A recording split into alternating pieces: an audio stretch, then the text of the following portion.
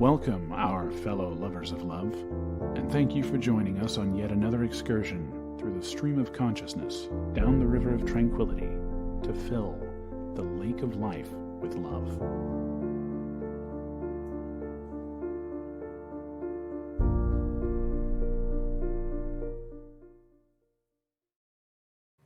And good evening, everybody. Thank you for joining us on yet another Saturday evening here in our palatial studios. Hey, we got a new light. We've got a new light and a new camera, which is why it looks better tonight. It actually does. It looks better. We'll see how it actually looks at the end. It always looks better at the end recording than it does when we're recording it live for some reason. But we look good tonight, which means it should look pretty good by the time I sit down to edit it. Very nice. That's going to be nice for a change. Because I don't do anything. This new camera even has like beauty things. It can actually pretty us up even more if I learned how to use this thing. Oh, God, don't retouch me. Well, we're behind a green screen, so everything has to. We're in front of a green screen, so everything's usually green, but we look pretty good tonight. So, anyway, if you want to get in touch with me and Lubby, you can always go to latenighlove.us. You can fill out a contact form there, or you can send us a Dear Lubby letter at latenighlove.us.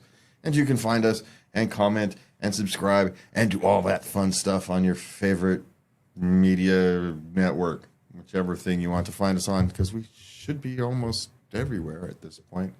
Sometimes we are. Sometimes a day late, but I'm a one-man band back there trying to do all the editing and uploading and stuff. So, all right. So what do we have for tonight, my love? Well, we are going to discuss infidelity. Oh, yay.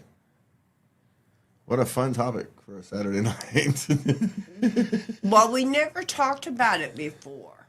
Didn't we? Well, I think we've talked about, we brushed across it with, the questions and whatnot. So, all right, let's do the dive. Okay. We're going to start off with some statistics. For our international audience, we're going to discuss the 10 countries where cheating is unacceptable. And in the top ones, the rundown is Turkey is the highest where it's unacceptable. Then Palestinian territories, Egypt, Jordan, Indonesia, Lebanon, Pakistan, Philippines, Tunisia, and Malaysia. Yeah, those are some interesting. There we go. Morally wrong. And apparently the top 10 countries where people consider are the Asian and the African countries. Okay. And the top 5 in the 10 countries with the most number of respondents who consider extramarital affairs unacceptable are from Europe. Well, imagine that. So, and France, of course, is France. They can't make up their minds. The 47% of them find it being unacceptable, and 40% find it not being a moral issue. So in France, you're either one way or the other on that issue. There's not much. I'm not sure. I'm just saying that makes kind of sense, I suppose. All right, so. And in America, over 90% of Americans consider infidelity as immoral, but 30 to 40% of Americans cheat on their partners. So we have a moral dilemma here in America. Well, we have a hypocrisy problem in America that doesn't show up just here. That's actually, so, lower than I thought, but still. Okay. Less than 3% of American adults believe it's not wrong to engage in extramarital. So everybody knows, pretty much agrees it's wrong, except for the people who have agreed to. I wonder what they describe as are open relationships extramarital sex. Anyway, that's a different question. So 11% of the young people, 18 to 35, It's the 35 to 64 and the older people who engage in extramarital sex, which kind of makes sense if you think about it. They've been in a long relationship for a long time, they kind of get bored or they grow apart and whatever. So it makes more sense, even though you would think young people would engage in it more, but they get that. You would think they would. You'd think the older would know better, but okay. But I think it's the younger, they've just got out of doing all that, and so they're focused on, yeah, it would be my guess, but I don't know. So, all right. So how many of these do you want to go through? Well, let's just hit on. We're going to spend about 10 minutes on this. All right. So, all right, so let's hit a couple of these then. 16% of respondents have cheated on their spouses. I've jumped down. Oh. Coming clean or keeping the affair a secret. 22% of respondents claim to have cheated and never admitted to their partners. Yeah, that's actually kind of... But 24 admitted they had another relationship and told their partner. Yeah, so about a quarter and a quarter, and then you say 53%, 54% have never cheated is what it claims, which I suppose kind of is close enough to the other data. 47 admitted their infidelity within a week, 26% within a month, and 25% after 6 months or longer. So the 47% are probably those who do something and just are wrapped with guilt. They're away on a conference, getting drunk, and do something really stupid, come home and have to admit it. Is that what those 47% are? Apparently, yeah. Yeah. And they 47% that they was guilt is the reason they admitted. Yeah. So they were doing it for themselves. Oh, yeah. Okay. So how long do people wait before admitting? Within a week. Oh, man, this is a poorly structured article. Okay, how truthful are those who admit to cheating? Well, who knows, right? That's the question. That's the real problem, isn't it? 53% of respondents who contacted STD from the person they were having an affair with admitted the situation to their partners or spouses. Jeez, hello. Well, my guess is those are pretty much like sexless marriages or something, so it wasn't that.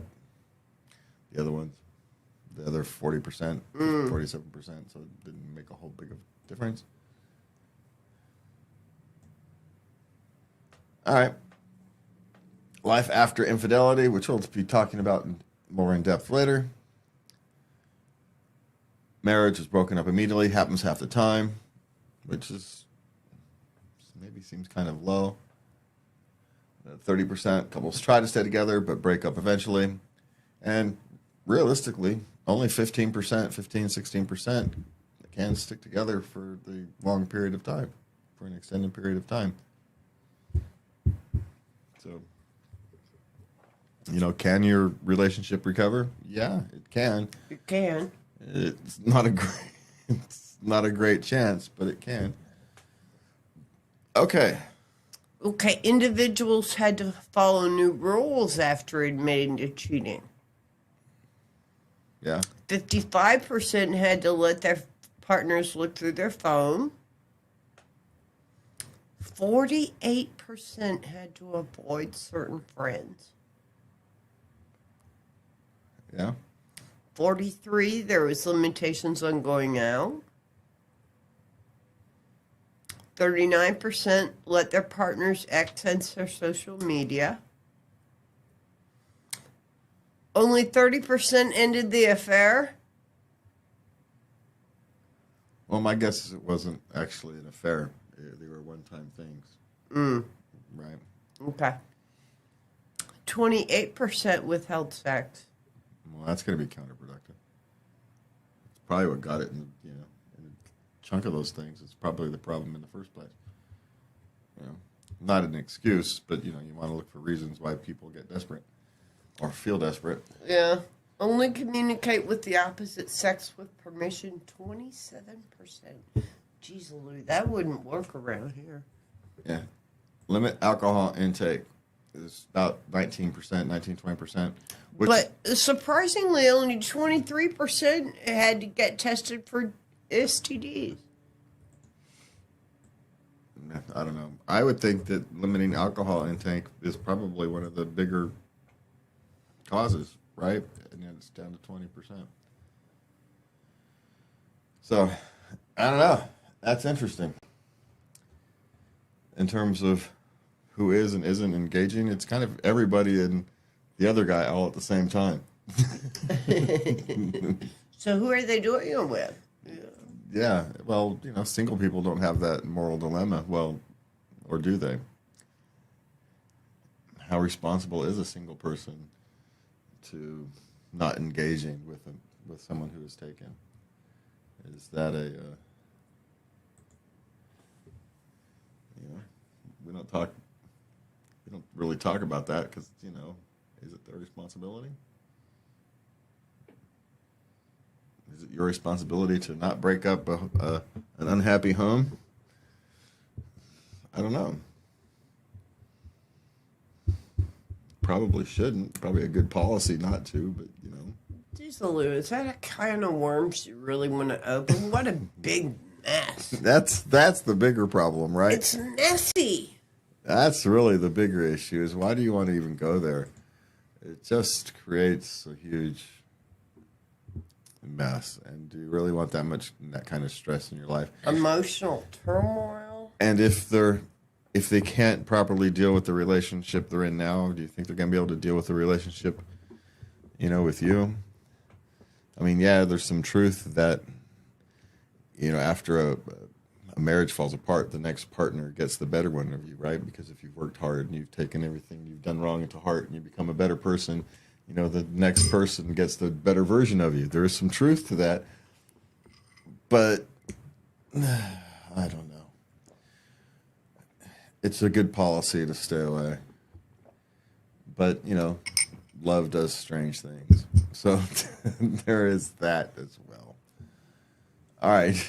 How to stop cheating on, is that the one we're going to? How to stop cheating on your partner? Yeah. 15 effective ways to stop cheating on your partner.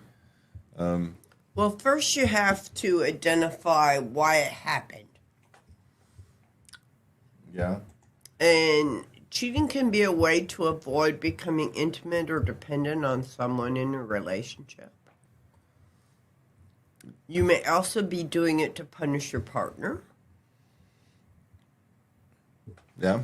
Or escape from a relationship you're not happy anymore or don't feel excited. Yeah, to break out the rut. Those are all kind of the generic human reasons why these things tend to happen. The accidental ones tend to happen, right?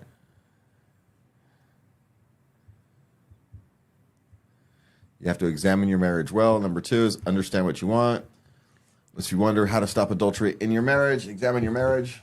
What is it you're looking for? And why are you choosing? Why did you choose to be a cheater? Yeah. Is it a loveless marriage? And you're just, don't want to deal with it yet? You're not prepared to deal with it yet? So that's one way to deal with it. Are you addicted to the adrenaline rush? Yeah, the excitement of sneaking around and doing things you're not supposed to be doing. Those are... Anyway. Yeah. Thrill seeker? Yep. Are you punishing them for cheating? Yeah, or even if it's just in your head. So when you figure all that out, then you've got to actually address the problem. Right? Okay. Yeah. So you have to identify what you want in your current relationship and be willing to take the next steps. Yeah, because on how to get closer. Yeah, and if you can't see the relationship going on, then you've got to move on from the relationship. It's a better solution than not honoring the relationship you're in. So, if that's the reason, if it's time to move on from the relationship, and that's why you're no longer, fully in the relationship, then step all the way out of the relationship. If you do want to continue with that relationship, then you're going to have to actually continue with the relationship. You're going to have to jump both feet in. So, you're going to have to work through the problems that are caused, whatever the communication problems you're having. Okay, if you're angry with your partner, you need to work through that and stop doing things to avoid it. Yeah, and avoid the passive-aggressive stuff. That just makes things worse. So, all right. Stop behavioral patterns. So, don't do the things that, can lead you down to the path. Don't text or chat online with, pretty people from your area. Just say that. Yeah. Don't grant yourself the opportunities. Don't go to bars late at night. Remove your opportunities is probably the easiest way. Putting yourself in shaky situations. Yeah. Yeah, avoid that. Yeah, that's the easiest thing to do is just not put yourself in those predicaments. Yeah, the other one is, dealing with a professional, which we thoroughly and fully encourage around here. Talk to a professional if you're dealing with mental issues, like if you think you're addicted to cheating, either because of the thrill or sexual addiction or whatever it might be. Talk to a professional about that one. Yes. Number 6 is... change yourself to change the situation. There is no single answer to not cheating. And if it were simple, no, well. But anyway, you have to work on yourself is essentially what this one means. Yeah. And your marriage. Well, you have to become the best you can be so your marriage can be the best marriage it can be. And quite frankly, if you're wasting your time chasing short-term excitement, you're not becoming your best you. Those are hours wasted on all the other things you can be doing. Even if it's just spending some low-key time with your partner. That's needed time. So,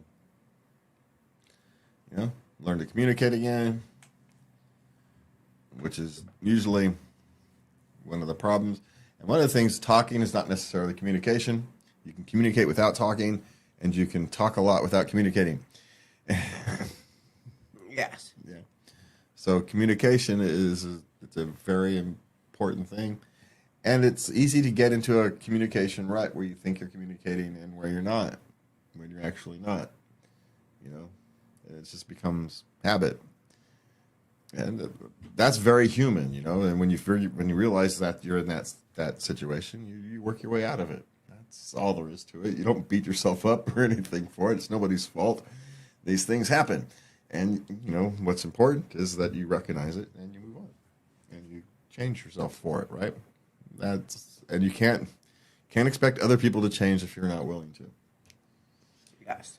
So if you're not willing to, pick up the pail of water and take it a step forward, you can't expect someone else to. So and again, steps. It doesn't have to be big steps. Just move forward. Okay. Be spontaneous. And that's one of the hardest ones the longer you go on, especially if you're dealing with, difficult economic times like it is today. It's more difficult, or you have to be a bit more creative. Putting on your favorite song and dancing in the kitchen doesn't cost a dime. No, just have some fun. Make sure you laugh every day.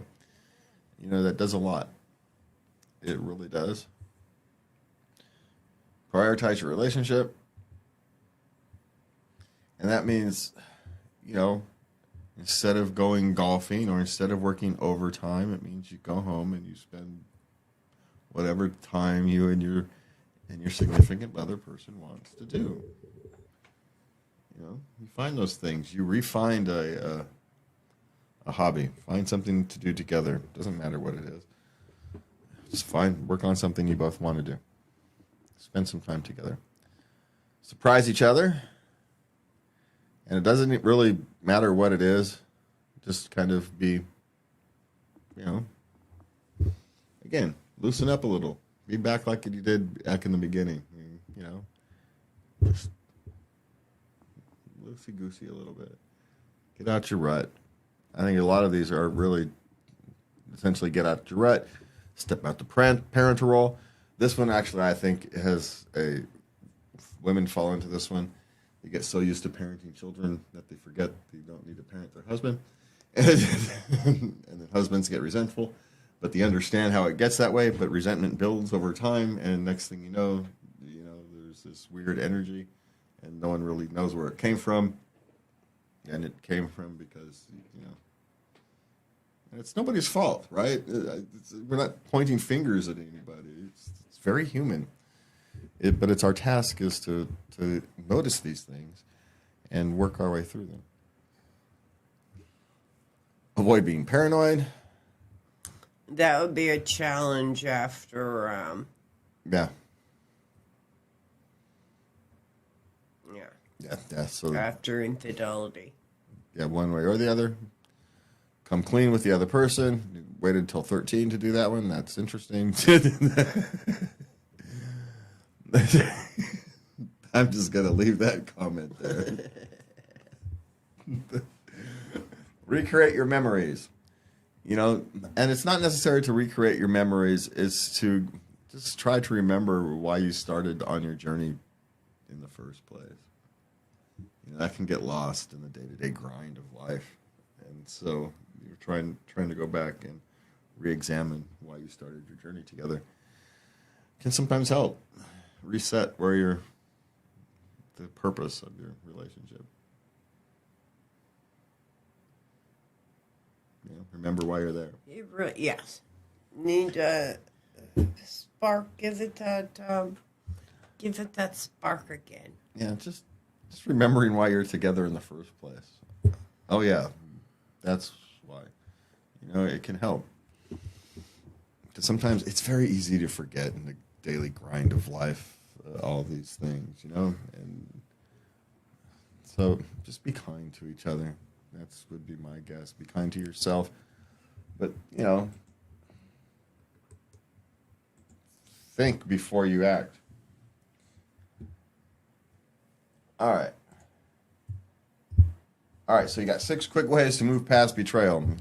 And as we noticed earlier in the show, that there's, the chances aren't great. Yeah. You got maybe a 15% chance. It's not great, but it's not zero. And if you both love each other and you think your marriage is worth saving, it's probably worth a shot.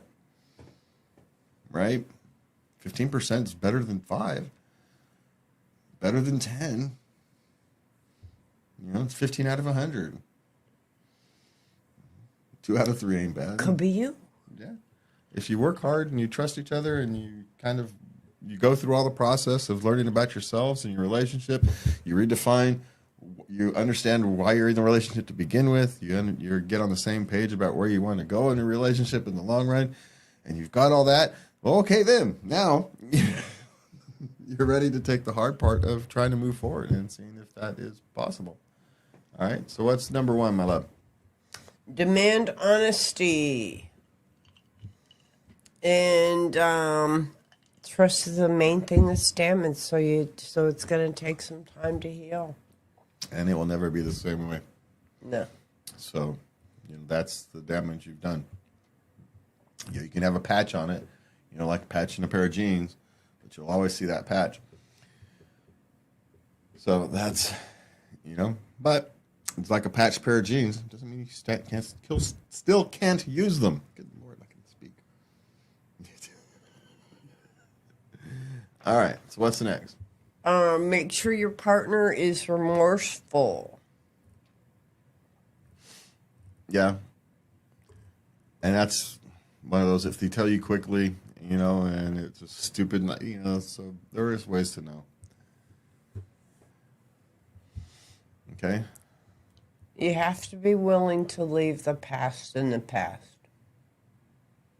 You have to be willing to not hold a grudge. That would be a rough one for me, man. I'd be pissed. No one said it would be easy or quick.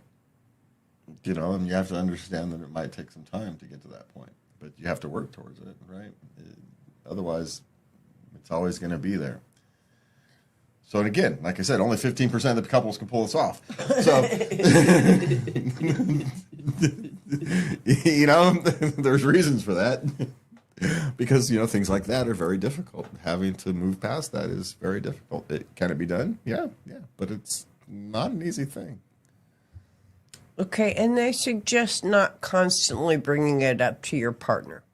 Yeah, well, there's two reasons for that. The fact that they cheated. Yeah, well, it's because then you're always living it yourself. I mean, you're just reliving it every time you bring it up. You know, you're not just reminding them, you're reminding yourself. It's not good for you either. So that's the big thing. Okay? Okay, and the relationship is going to change. You need to build something new. Yeah, you've got to find a hobby together, start a new business, something where you're growing together instead of growing apart. Because, you know, maybe the fundamental problem is you've started to grow apart. So now you've got to find something to bring you two back together. You know, start a garden, you know, whatever it is. Work in volunteer some time at a nonprofit or something. You know, who knows? You know, build something new.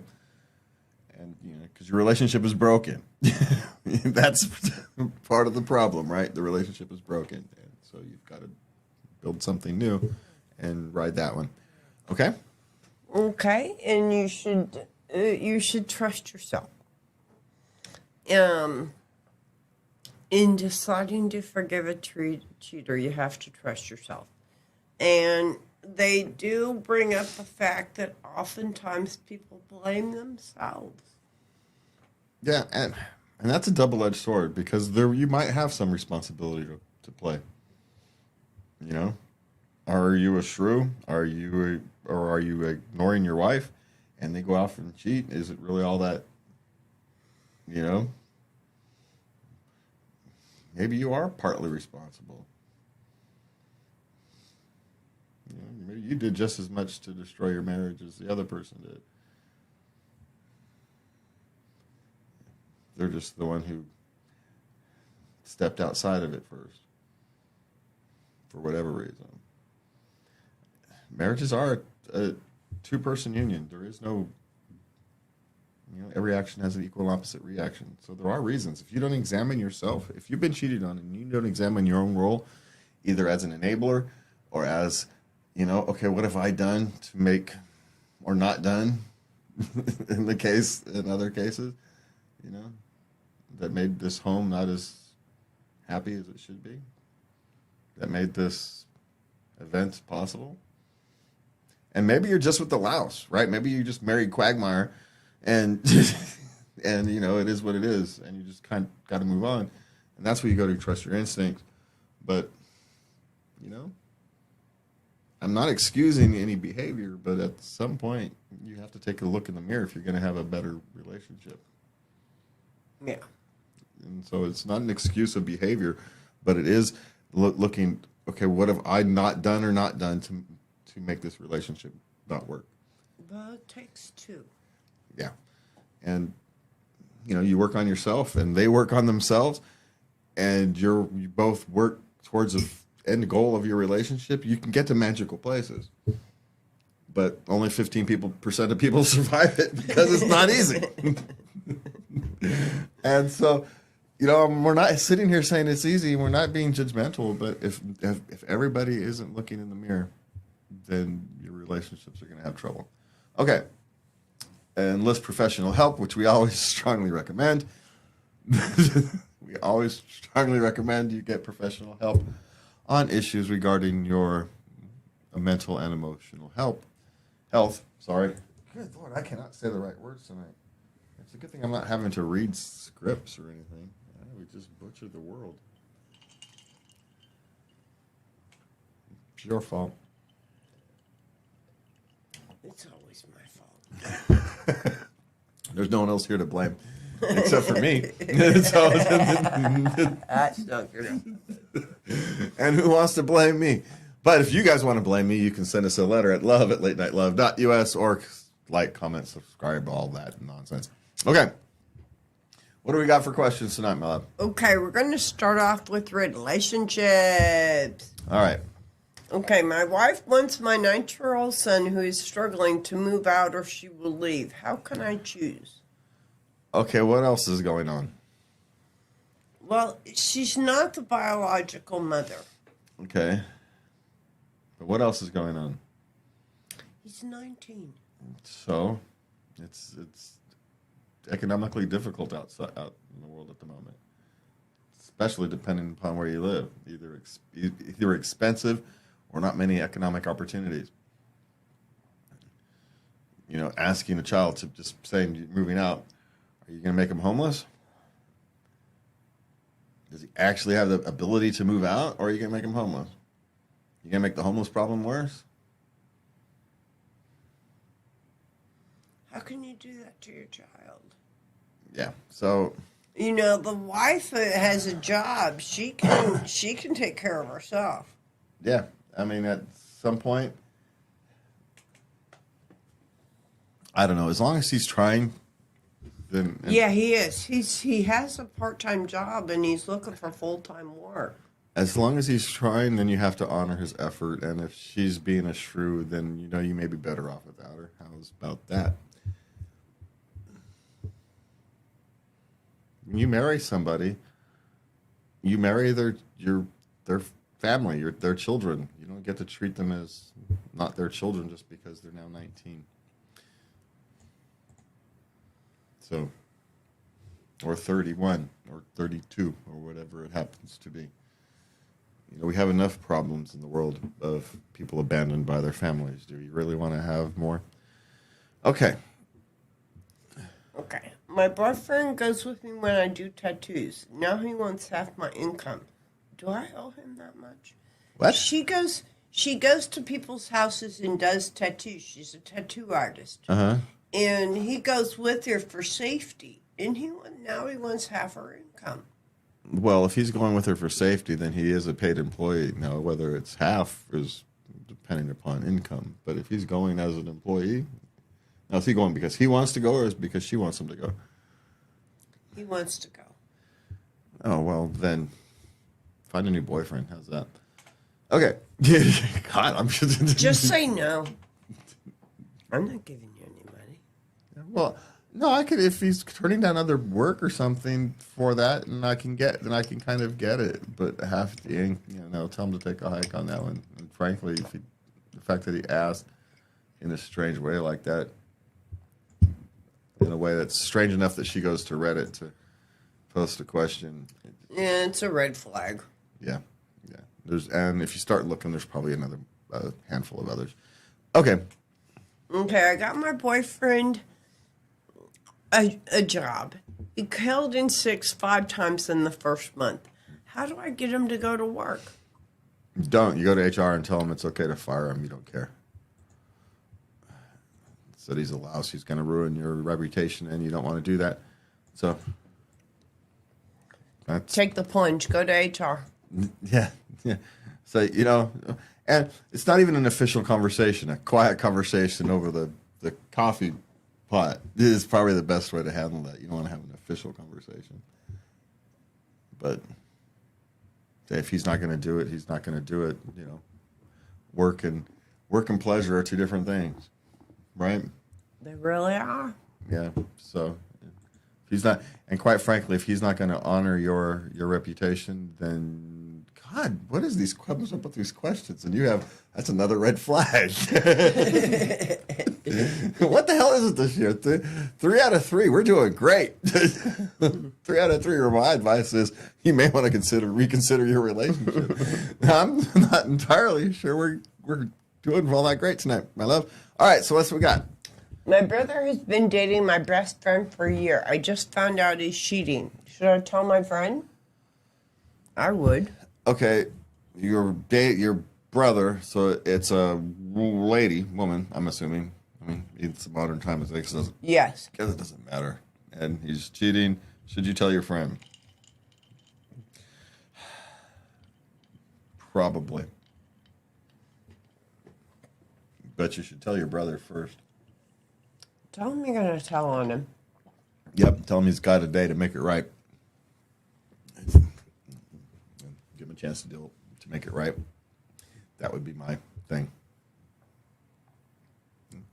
Maybe 72 hours. Give him a chance to think up something. I mean, he's your brother. But, you know, it's still morally wrong. So you still have to make a decision. But I think you give your brother the warning, let him try to clean up his own mess before you do.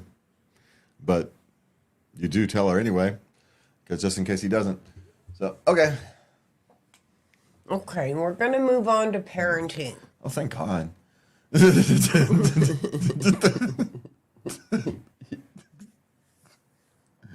Okay. Is a 4-year-old expected to read? Expected by who?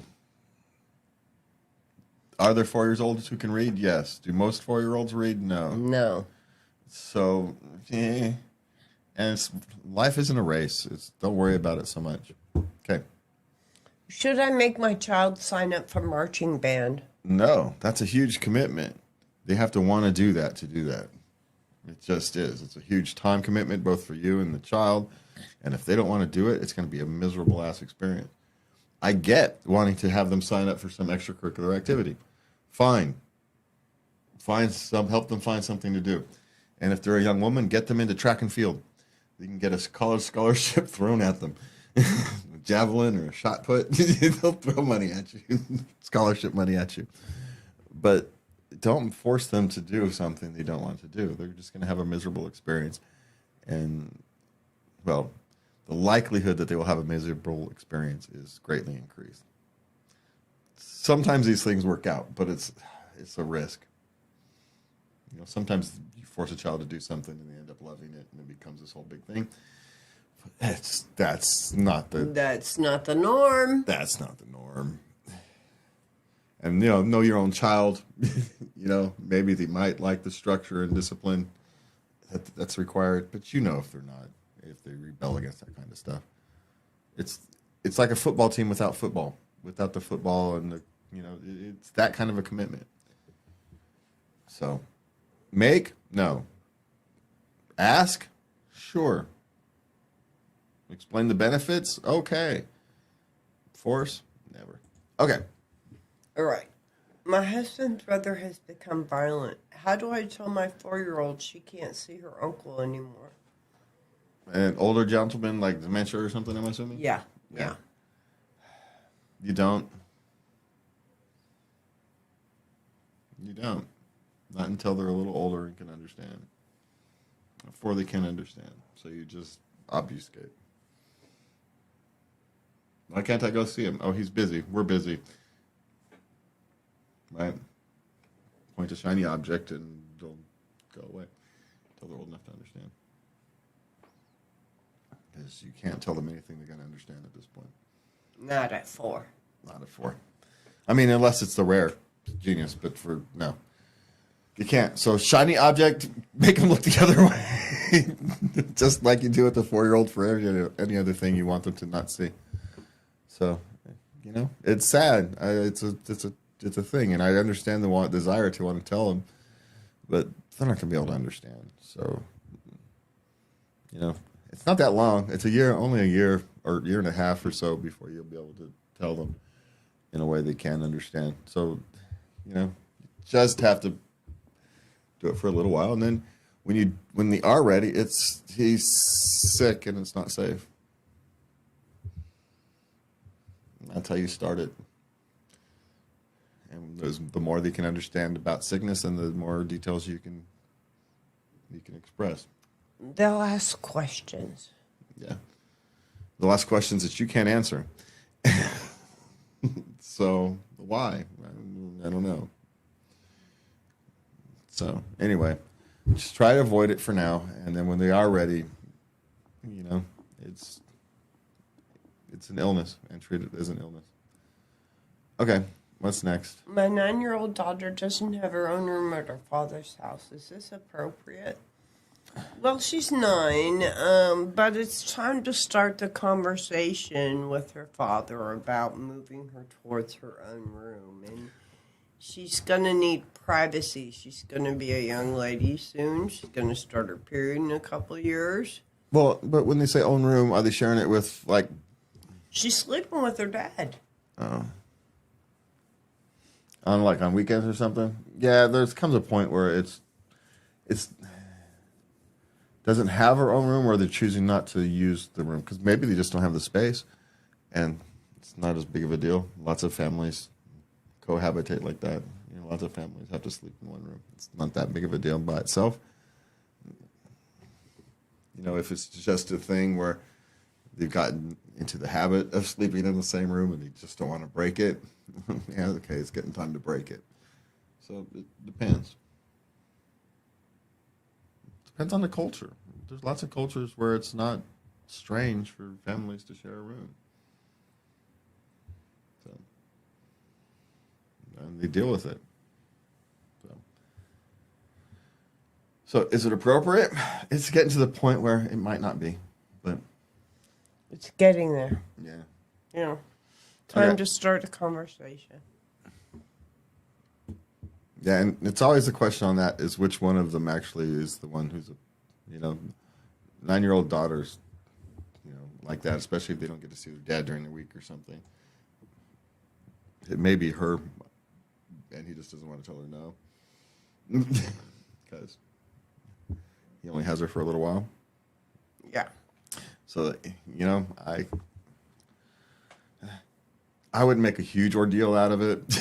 It's probably not a big deal, but I get where you're coming from. It's probably getting to the point of the time where it's... And my guess is he knows. Her dad knows. He just doesn't want to deal with it yet.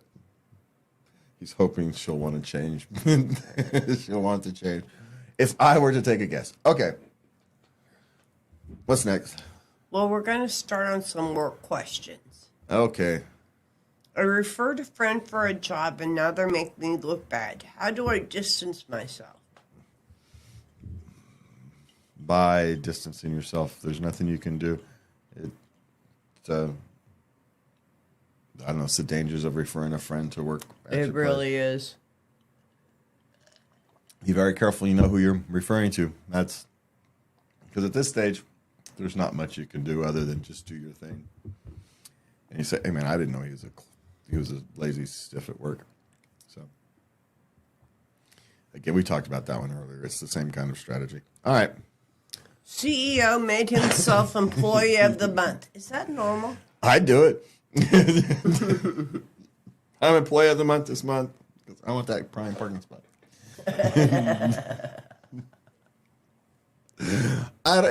If he does it often, it's weird. If he does it once, let him have some fun. It's probably out of fun. Or he was frustrated with something, with the employees, so he couldn't decide.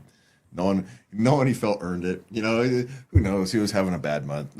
I wouldn't think too much of it. Is it normal? Probably not. Probably not. Dude, no, I never heard of that before. But, well, I have. There's this meme going around about a guy who owns some kind of gardening company or yard working company, landscaping company or something.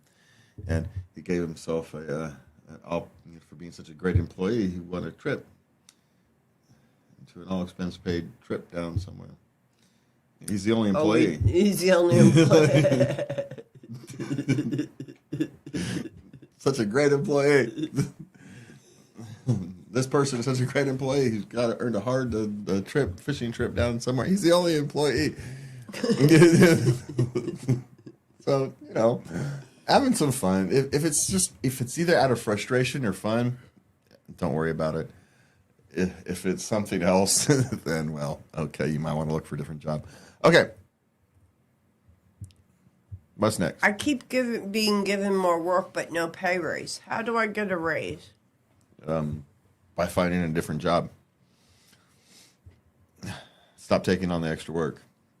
I mean, look, there's periods of time where you have to take on some extra work because things happen, right? And you can't adjust pay scales for something that's temporary. You know, those things usually come back with you at a bonus at the end of the year, you know, if there's money. But if they're just dumping more work on you and not... But if they're dumping more work on you and you're able to get it done in your day, that means you had a lot of slack time in your day.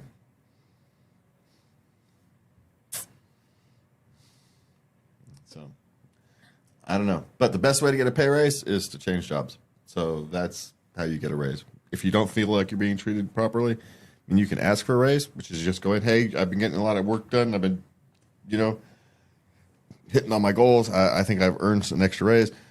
You know, I think I've earned some extra compensation. Just have a blunt conversation. That's the only way to really do it.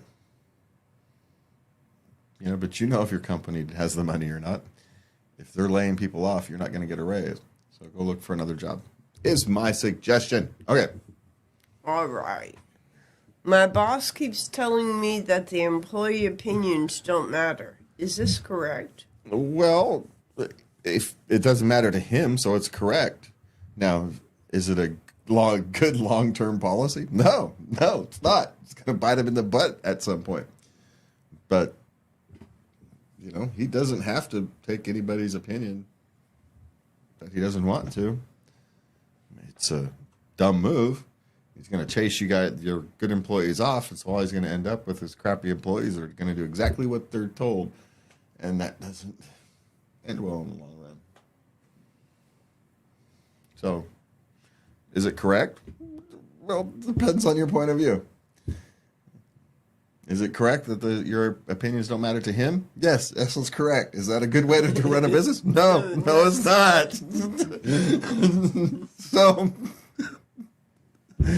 So there's that.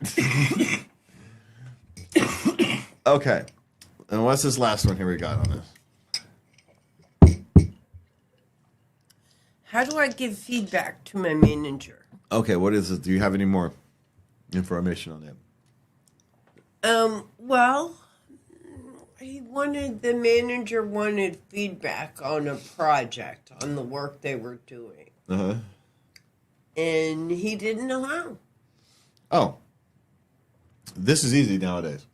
You go to Bing.com and you say, I need to give feedback to my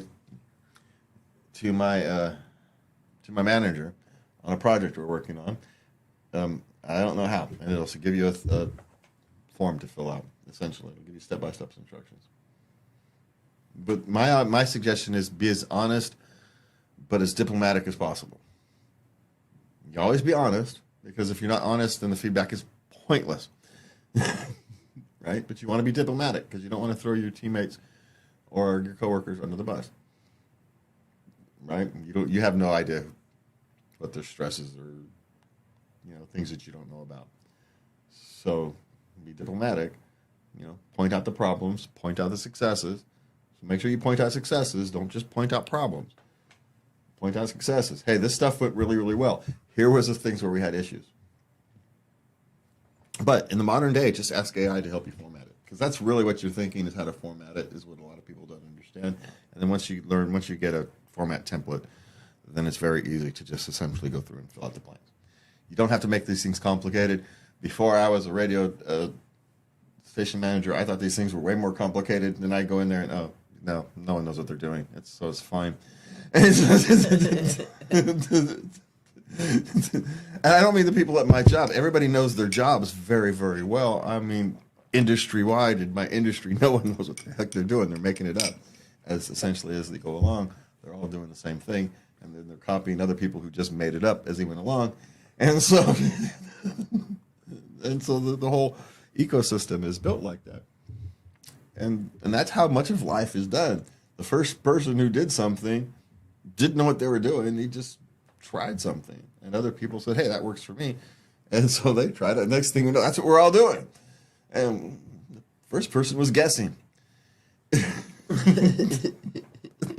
It's surprising how much of life works like that. So just be honest and diplomatic, and then just ask the AI for a template.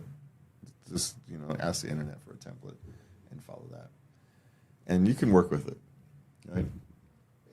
So that's my guess. That's my suggestion. Find a template and then work, and then just be open and honest and diplomatic. Good. And make sure you highlight the successes as much as you highlight the failures. But make sure you highlight, explain the failures. Okay. All right, we got sex questions. Okay. I just lost my virginity to a much older woman. Will this make me want older now? No, you'll want whatever you want. That's that's not how that works. Maybe you're attracted to older women naturally. You have a natural pushing that way. Or maybe you're just opportunistic. Who knows? But no, it's not going to make any difference on your preferences. And quite frankly, most people have a fairly wide preference margin, so I wouldn't worry so much about it. We're humans. We tend to find lots of things attractive. So, yes. Yeah. So that's kind of a funny question, though. Am I kind of like older women now? No, older people now. Am I going to? Well, maybe, but not because of that. Okay. I'm worried my different boob sizes will turn a man off. Do they care? 98% of them don't. I'm going to say that. Oh, what happened? Our camera has gone into automatic mode. I'm going to have to turn that off. No, they don't care. 98% don't care. There's the 2% who are going to care, who are that superficial and will care. You don't worry about those. It's not worth it. They're looking at boobs. They don't care. Yeah, boobs are happy. Different sizes just mean they're different sizes. That's all that means. Different sizes, different shapes. We don't care. Boobs. So no, we don't care. We're not. Most of us aren't that superficial, though there are those that are, and I'm not going to say there aren't. So you'll never come across someone because you might, but they're not a big enough size to worry about. No pun intended. Okay, I'm a broke college student. Is prostitution worth it? No. Oh no. Well, no. I mean, can theoretically exclusive call girls make a lot of money and pay their way through college? Yes. But again, that's that 0.5% of people who try that make that a success. So the answer for most people is no. You're a broke college student. All college students are broke. Or should be. If you're not broke, you're spending your student loans wrong. That's what I'm saying. You're a college student. You're broke. Find something to earn some extra cash. Drive for Uber, Lyft, DoorDash. Do something like that. A lot of on college campuses, they have people on bicycles, so you don't even have to have on a car. Get a job at the gym, checking in people overnight. The 24-hour gym. Right? They're always looking for people for the night shift. Find ways to, earn some extra cash. Because no, in the long term, it's not worth it. It's risky to your short-term and long-term health. So, and your mental and emotional health. So no, it's just simply not worth the risk. How's that? I'm not gonna lie. There are people who can make it a success. They're just like those OnlyFans people. There are a handful of people who can make it a success, but the vast majority of people end up regretting it, one way or another. And so you have to make a decision on, are you the vast majority or are you exceptional? And be honest with yourself. And the reality is most of us are not exceptional, and so we don't take those kinds of risks for that reason. Get a job at the gym. Okay. I'm a short guy attracted to very tall women. Any hope for me? Sure, except, there's not all that many very tall women. So, your shooting gallery is emptier to begin with. You're limiting your dating pool is kind of small there, dude. Yeah, and it's not even his fault, right? It's just an attraction. It's just kind of his natural attraction. But here's the thing: don't rule out normal, average-sized women, because you may find the love of your life. Maybe short, maybe average, maybe tall. You don't know. Your physical attraction should not dictate your emotional attraction. So that's I would be careful with. Other than that, good luck. Is there hope? Sure, there's hope. There's lots of tall women who like short guys. There's lots of short guys who like, lots is a relative term. But, there's people who like all kinds of things. So, is there hope? Of course there's hope. There's something out there for everybody. It's just your likelihood of crossing paths are slim. That's the problem. And are you both in the position to take advantage of it when your paths cross? That's the other problem with that. But is there hope? There's always hope. If there wasn't hope, there's no really point in being here, is there? So, percentages may be low, but effort makes those percentages go up. Honest effort makes them go up even higher. And when both of you are making an honest effort, miracles can happen. But, the reality is, try to avoid those mistakes in the first place, and you don't have to work that hard. You still have to work, but you don't have to deal with catastrophes. And so that's my suggestion for the night. Just try to avoid the catastrophe in the first place, and then you have a much easier day-to-day lives. Avoid the big things, and the little things are far, far easier to clean up. For me and Levy, we want to thank you for being here tonight. We want to remind you can go to find us at latenightLove.us. You can send my Levy here, a letter at love@latenightLove.us. And you can like, subscribe, share, and follow us on all the various social media platforms. And for me and Levy, good night. And please remember to love everybody. Good night.